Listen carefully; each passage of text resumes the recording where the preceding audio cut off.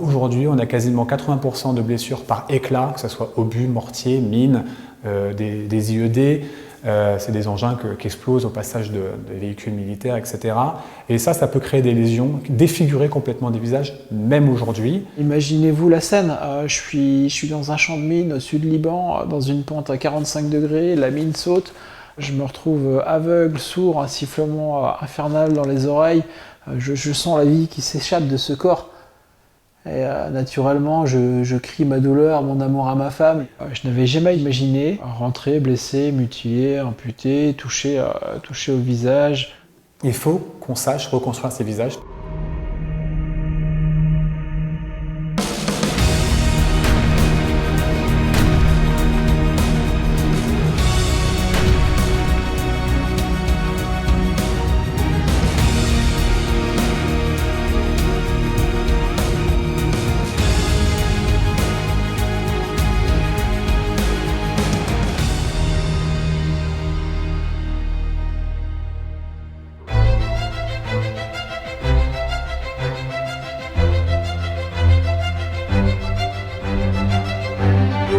Là où j'aurais mis 3, 4, 5 ans à bénéficier de ce visage reconstruit aujourd'hui, j'en ai mis 6 mois. Voilà, c'est ni plus ni moins que les avancées de la médecine et de la technologie. Il vaut mieux être blessé du visage actuellement qu'il y a 150 ans, ça c'est sûr.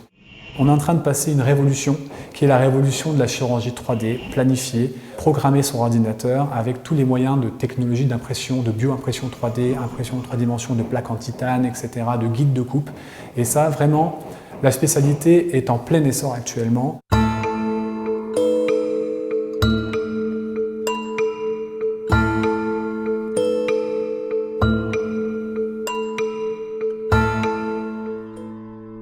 Ce qu'on propose là, vraiment pour les patients qui ont perdu la mandibule, par exemple, la mâchoire du bas ou une partie de l'étage moyen du visage, c'est de pouvoir planifier la chirurgie sur ordinateur avec des logiciels de reconstruction 3D, pouvoir en fait modeler, préparer notre chirurgie, imprimer des guides chirurgicaux précis au millimètre près pour le bloc opératoire, pour pouvoir ensuite reconstruire, repositionner l'os avec des plaques en titane qui ont été fabriquées en 3D, et on remet les morceaux du visage au bon endroit avec une précision au millimètre.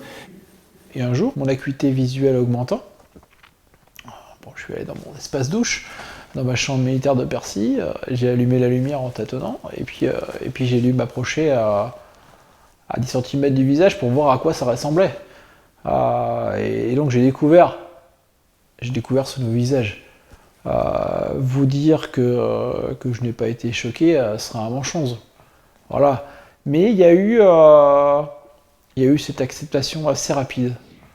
La 3D permet de montrer au patient ce qu'on va lui faire et lui valide complètement, comprend le projet parce que ça peut paraître parfois un peu technique, mais quand on voit une reconstruction 3D sur un visage, un crâne, etc., pour lui c'est beaucoup plus cohérent, concret. Et du coup il se lance dans le projet, disons, en ayant tout compris et de manière beaucoup plus sereine, à mon sens. Et moi, ce visage profondément remanié, marqué, quelque part effrayant à certains moments, m'a renforcé dans l'intensité du combat que j'allais avoir à mener.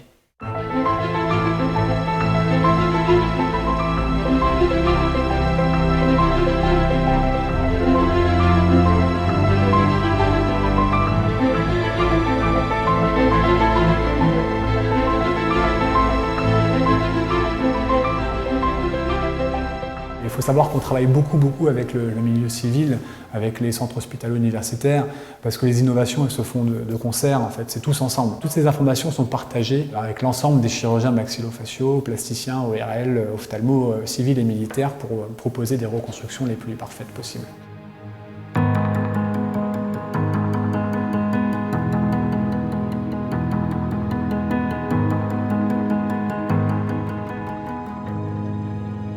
La Fondation des Gueules Cassées, qui elle va fêter ses 20 ans, a été créée par l'association, mais pour apporter du mécénat aux chercheurs pour tout ce qui concerne la recherche crânio-maxillofaciale. Ce monument dans le paysage associatif a été tout de suite un point fixe dans ce combat, dans son numéro d'équilibriste. Se réapproprier un nouveau corps, une nouvelle image, une nouvelle face, donc une nouvelle expression. J'avais besoin de quelque chose de très solide. Et je l'ai trouvé au travers les gueules cassées. C'est la seule fondation qui s'intéresse à ce type de pathologie et de traumatisme. Ce siècle d'histoire des gueules cassées a créé une puissance inestimable. Aujourd'hui, moi, cette identité perdue, physique, est largement comblée par ce statut de gueule cassée. Aujourd'hui, je suis fier d'être une gueule cassée.